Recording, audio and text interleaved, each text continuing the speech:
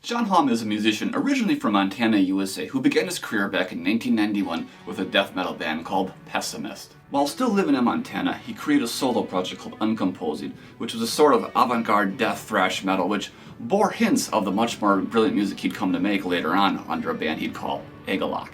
ex-Agalloch was a multi-genre band which explored styles in the black metal, doom metal, progressive metal, post-rock, neo-folk, dark ambient, and experimental genres. Thematically, they were centered around depression, death, nature, and paganism. As the years would pass, ex-Agalloch would become immensely popular and also quite influential in the heavy metal underground. Personally, I came across ex-Agalloch in December of 2000, and still to this day, they're a very special band for me. I had ordered their debut album, Pale Folklore, which was released in the summer of 1999, and although I had intended to listen to it as soon as it arrived, I didn't get a chance to do so until the following day when I was walking to the bus stop to catch a bus down to my college courses.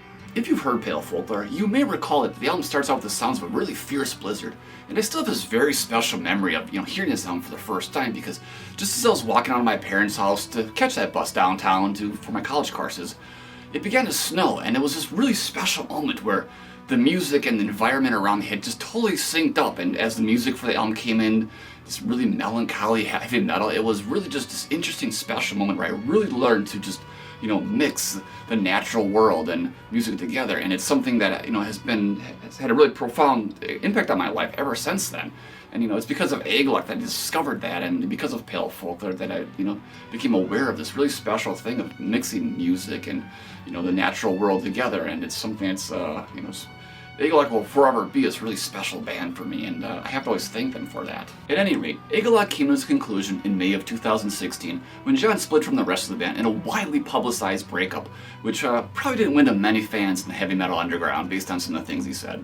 Shortly thereafter, John would form a new band called Pillorian, which was much more black metal in style, but still bared a lot of similarities to ex-Agalloch, and although I enjoyed it, it felt like ex-Agalloch minus the magic in a lot of ways. Pillorian released just one album and then broke up in 2019 after John made a statement on Facebook which was misconstrued as being anti-Semitic, and as you could probably guess, didn't win him a lot of fans there either. John had already been releasing solo music since 2011, and after all the turmoil and all the breakups, it seemed best to just pursue music as a solo artist from there on. As a solo artist, John had released music in the ambient or dark ambient styles, drone, post-rock, neoclassical, and experimental genres. Earlier this year, John released 1865-1895 Cast.Iron.blood, an album which had all the previous qualities of John's work, as well as a bit of the style from ex-Agalloch intermingled within. John describes the music as a haunting, dystopian 19th century soundtrack for fans of Solstifer, Ennio Morricone, Fields of the Nephilim, Tim Hecker, Sun, and Swans, and Ulver. The album opens up with a song called Cast in the Shape of 1878, which is a dark ambient styled song which has some minimal guitar fuzz and some acoustics, which gradually builds its intensity towards a more heavy metal sort of style. River of Iron Flows where once the gallows stood as the second song in the album. It has this sort of, kind of ambient and guitar loop sound for the first several minutes, and it has this really special and interesting atmosphere. And as the song progresses, it adds more heavy metal characteristics, and basically the song kind of takes on this style, sort of like, I would almost say like a heavy metal style, like something Ennio Morricone would have composed for one of his soundtracks back in the day. It has this sort of Old West vibe to it with these galloping drums, and just something really special about this riff that he's playing here. It's just a really cool song, and it also kind of has this sound that brings me back to those old ex-Agalloch records. I mean, for all I know, it could be a leftover from the ex-Agalloch sessions that never got recorded or something, but it's just a really cool song, and at 12 minutes long, it's not a single second when it's boring. It's a really cool song, just keeps this album going. It's awesome stuff. Grave Nails and Blood Trail is the third song. It's more of an acoustic, kind of neoclassical piece with minimal vocals, and again, kind of maintains that Old West kind of vibe. Just a really cool song, and again, I can't help but say it. It reminds me of something ex-Agalloch would have done, but I guess, John was like the main songwriter in ex-Agalloch, so I guess the influence just carried on as other bands, and it carries on here in the solo work, of course, too. The last three songs all are kind of similar, and I guess they fall into what would be called like drone metal or drone rock.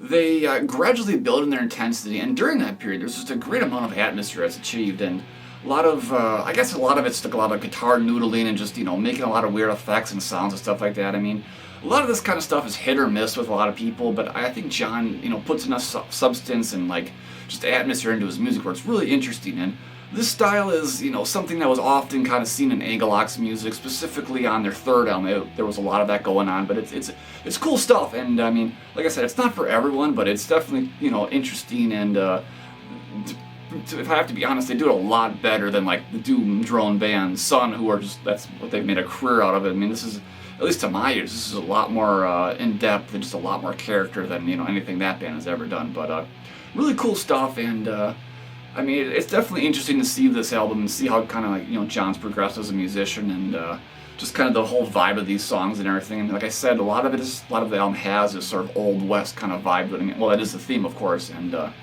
I mean, I think he pulled off that sound really brilliantly. It brings me back to like those Old West soundtracks, or whatever most people perceive as like the Old West sounding like, I guess. So it's a really cool album, and one of the things I really like about it too is it has really cool artwork. So let's check that out, shall we? On the front cover we have a picture of John, and I guess what is like John's symbol, so to speak. It is remarkably similar to the Psychic TV symbol, which is kind of interesting, or sigil, if you will, stuff like that.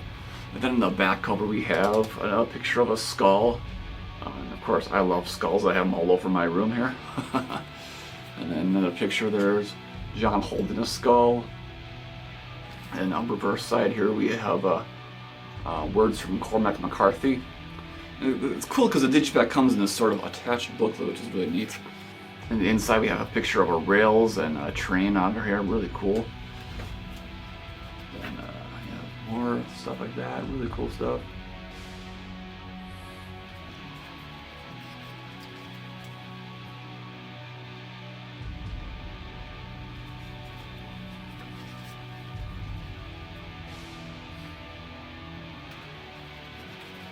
It's cool because it looks like it's a really, vintage train he took pictures of here. I really think that's really cool. Pacific Northwest Iron River Express. I don't know if that's real or something he made up for them, but it's, pretty cool.